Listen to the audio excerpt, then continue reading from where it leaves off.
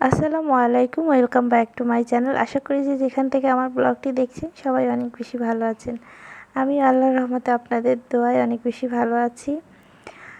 আর এই তো সকালবেলা রান্নাবান্না দিয়েই আপনাদের সাথে আসলে সবসময় আমার ভিডিওটা স্টার্ট হয়। আর আজকে হচ্ছে সোমবার, আপনাদের কাছে আমি সোমবারের ব্লগটা শেয়ার করতেছি। আর সকালবেলায় তো কাঁচকলা দিয়ে ইলিশ মাছ রান্না করব, ঝোল আলু। আর এই তো কাঁচকলাটা একটু প্রথমে ভেজে নিছি, কাঁচকলা তরকারিটা। আর এত সামান্য তরকারি রান্না করলাম, তারপরেও আসলে তরকারি আমার ঘরে থেকে যায়। তরকারি তেমন একটা কেউই বেশি পছন্দ করে না। আমার বাসায় যত রান্নাবান্না নিয়ে এত ঝামেলা হয়, মানে এক কথায় আমি রান্নাবান্না নিয়ে খুব দুশ্চিন্তায় থাকি। আসলে সকাল হলেই আমার মাথায় সারাক্ষণ টেনশন ঘুরপাক করে, আসলে কে কী খাবে, কার জন্য কি রান্না করব, কার কোনটা পছন্দ, এই হিসাব মিলাতেই আমার দেখা যায় যে বেলা প্রায় অর্ধেক চলে যায়। তারপরে তো রান্নাবান্না ব্যস্ততা লেগে থাকে।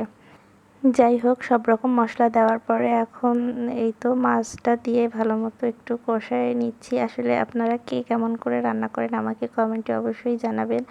আর আপনাদের কমেন্ট পড়তে বরাবর আমার অনেক ভালো লাগে, আমি সবসময় বলি এইটা। আপনারা দয়া করে আমাকে লিখবেন কে কোথা থেকে আমাকে দেখছেন, আমার দেখতে অনেক অনেক বেশি ভালো লাগে। আর এই তো কথা বলতে বলতে সব কিছু একবারে কষায় নিয়ে এখন আবার ঝোলের পানি দিয়ে দিচ্ছি। আর আসলে আপনারা হয়তো অন্যরকম রান্না করতে পারেন, আপনারা অবশ্যই আমাকে কমেন্ট করে জানাবেন আপনারা কাঁচকলা তরকারি আর কেমন করে রান্না করেন। আমি অবশ্যই সেভাবে একটু রান্না করে ট্রাই করব। আমি আসলে এইভাবেই রান্না করি, আর অন্য কোনো রকম করে রান্না করে আমার আসলে খাওয়া হয়নি। যাই হোক, ভালো পারি রান্না করতে, আর খারাপ যাই পারি না কেন রান্না করার চেষ্টা করি আসলে ভালো মতো। কিন্তু ওই যে রান্না করতে পারি এটা আমার যোগ্যতা, আর কেউ খেতে না পারলে সেটা তার ব্যর্থতা, এমন একটা কথা আছে না, তাই আর কি। আর এই তো রান্না করার পাশাপাশি একটু চেষ্টা করি যে একটু পরিষ্কার রাখার সব কিছু। আসলে ওইভাবে এখন আর হয়ে ওঠে না, আসলে আমি এখন কোনো কিছুই ওইভাবে মনের মতো পরিষ্কার করে রাখতে পারি না। আর এই তো কথা বলতে বলতে আরেকটা তরকারি রান্না শুরু করে দিছি, আর ওই তরকারিটা রান্না করা হয়ে গেছে। এখন রান্না করতেছি, এটাকে খুব সম্ভবত আইর মাছ বলা হয়। আর এটা না ভেজে কষায় রান্না করি এই মাছটা। আর এইভাবেই আপনাদের ভাইয়া খেতে পছন্দ করে। আসলে সব যে ভেজে রান্না করি তা কিন্তু না, আমি কিন্তু কিছু কিছু জিনিস আছে যেগুলো আবার না ভেজে রান্না করি, কিন্তু বেশিরভাগই আমি আসলে একটু ভেজে রান্না করার চেষ্টা করি। আমার কাছে আসলে এটা ভালো লাগে।